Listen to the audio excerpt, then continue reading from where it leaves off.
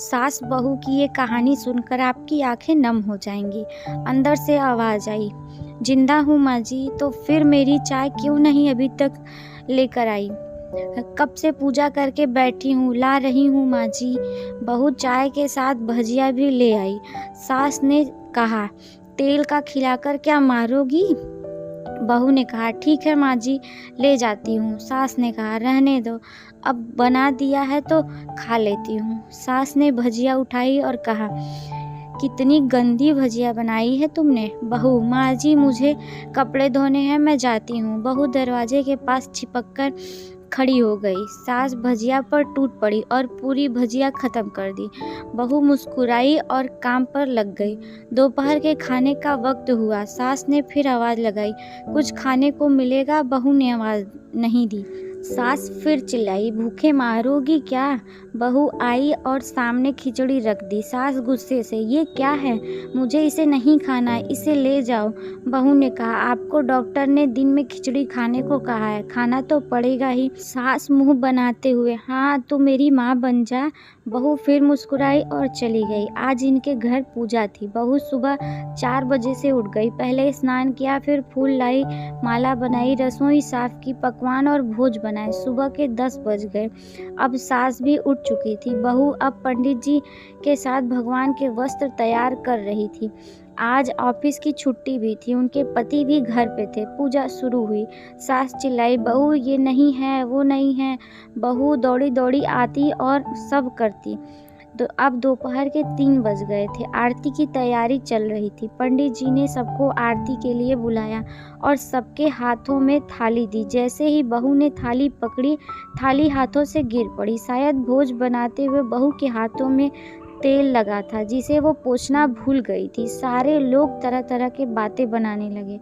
कैसी बहू है, कुछ नहीं आता, एक काम भी ठीक से नहीं कर सकती, ना जाने कैसी बहू उठा लाए, एक आरती की थाली भी संभाल नहीं सकी। उसके पति भी गुस्सा हो गए, पर सास चुप रही, कुछ नहीं कहा, बस यही बोल के छोड़ दिया, सीख नहीं है, सब सीख जाएगी धीरे धीरे। अब सबको खाना परोसा जाने लगा।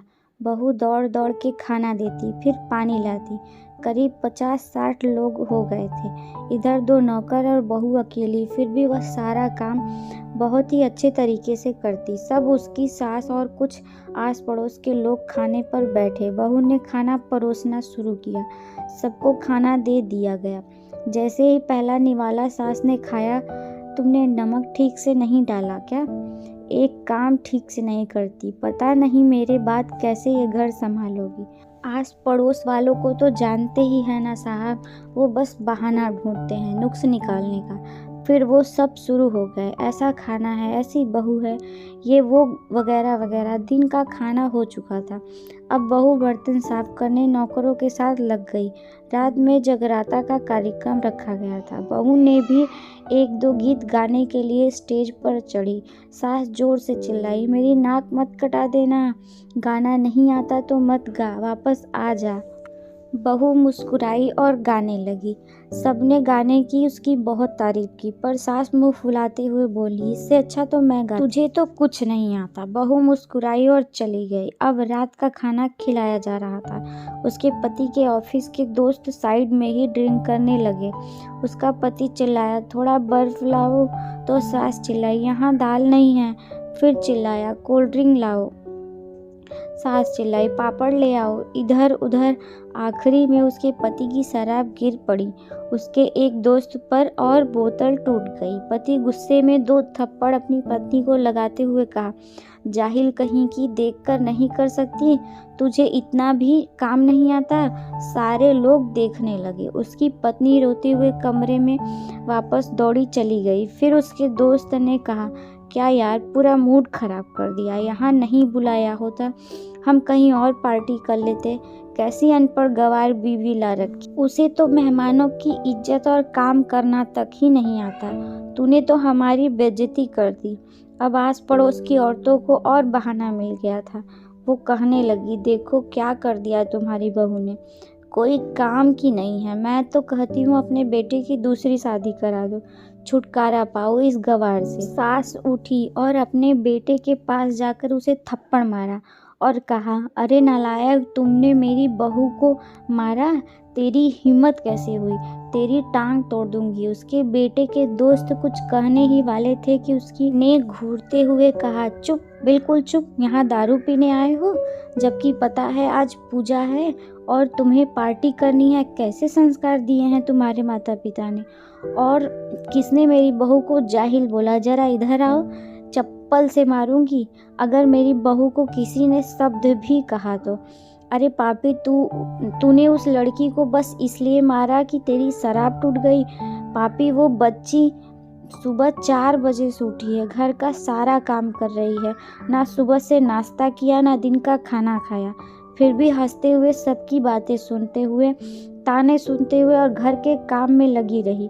तेरे यार दोस्तों को वो अच्छी नहीं लगी, जूते से मारूंगी तेरे दोस्तों को जो कभी उन्होंने ऐसा कहा। उसके दोस्त चुपके से खिसक लिए। अब सास बहू के कमरे में गई और बहू का हाथ पकड़कर बाहर लाई।